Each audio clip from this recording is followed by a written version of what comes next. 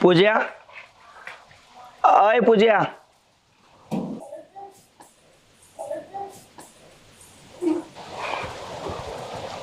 कशाला आला इथं माझ्या दारात?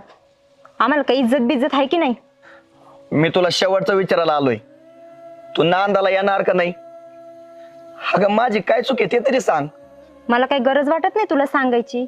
आणि तुला जे काय ऐकायचं आहे ना ते कोर्टात सुरूच आहे. कोर्टाच्या पायऱ्या चढून तर अख्खी जिंदगी बरबाद झाली. अगं 15,000 रुपये कुठून देऊ तुला महिन्याला?